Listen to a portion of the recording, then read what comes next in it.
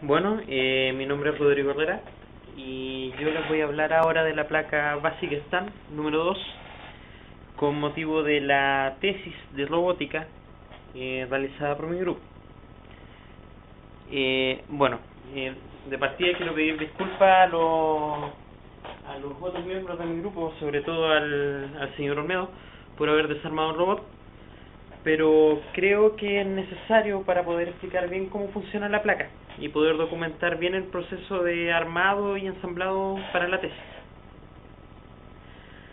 Esta es una placa Basic STAN número 2, utilizada frecuentemente con fines educativos para aprender lo que es programación de robótica y lo que es ensamblado. ¿Ya? La placa contiene un cerebro, que es este punto de aquí, que es un procesador, cuya función es almacenar los datos entregados y las programaciones hechas en él. Tiene un puerto USB en la zona de acá, un puerto USB 2. Gracias a la tecnología ya no tenemos que utilizar el puerto análogo, y esto permite un traspaso de información mucho más rápido y que también cualquier computador sea capaz de traspasar la información a él.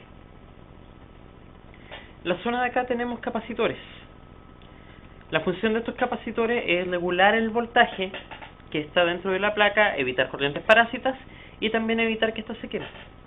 En la zona de acá arriba tenemos dos conectores, positivo y negativo, que es para conectar una batería común.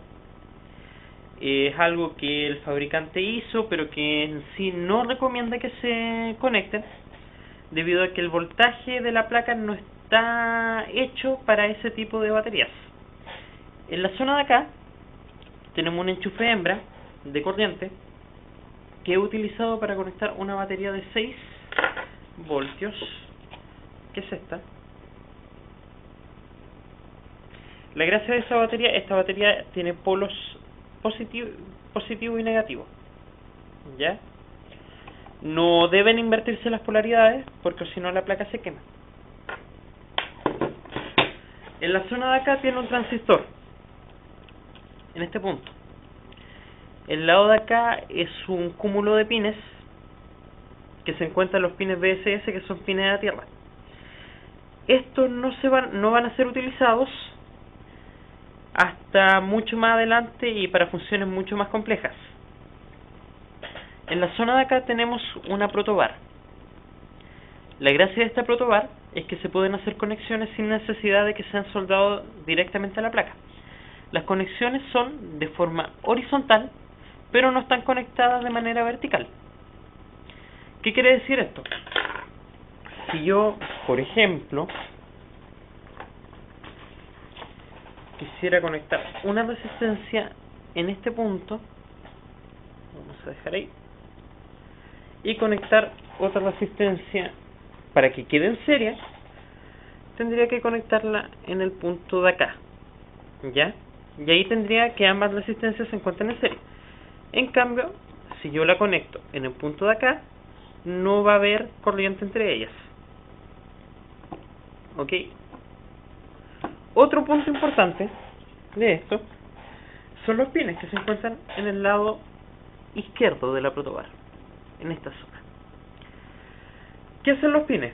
Bueno, cada pin está numerado desde el pin 0 hasta el pin 15. Los pines son los encargados de mandar las órdenes de programación. Se conecta un pin a uno de los puntos de la protobar para que la orden llegue al LED o ya sea al servomotor que se encuentre conectado en ese punto. La zona de acá arriba tenemos esta zona aquí de 5, que son los conectores VDD, que son los que entregan corriente. Es como una fuente de alimentación para la barra del protobar, del lado de acá. En el lado de acá tenemos los BSS, que al igual que en el lado de acá, son conexiones a tierra. En los puntos de acá arriba también tenemos más pines, pero estos pines tienen un voltaje mucho mayor. Acá tenemos el pines de X4 y el pin de X5. El pin de X5 es el que nosotros utilizaremos para la conexión de los servomotores. El jam de acá es un punto muy importante. Para que esta placa funcione, los jam tienen que estar entre el segundo y tercer pin. Jamás hacer puente con el primero. El botón de aquí es el botón de reset. Cuando se aprieta, el robot vuelve a ejecutar la misma orden que ejecutó la vez anterior. La zona de acá es del interruptor. Cuando se encuentra en 0, se indica que no le llega corriente. Y es el punto ideal en el que se encuentre cuando no está conectado. Para poder traspasar la información, es necesario que se encuentre en el punto 1, al medio. ¿Por qué motivo? Porque necesita una entrada de corriente para poder almacenar los datos que le llegan. Y para poder probarlo, y se necesita un voltaje muy alto, se coloca en el número 2. En el número 2 es cuando aprovecha todo el voltaje de la batería y no pierde absolutamente nada, lo que hace que los servomotores, los sensores o algún implemento que necesite mucha más corriente pueda ser funcional. En cambio, si se dejan en el número 1, puede que los LED prendan o algunos componentes de poco voltaje prendan, pero sí el equipo completo no va a funcionar.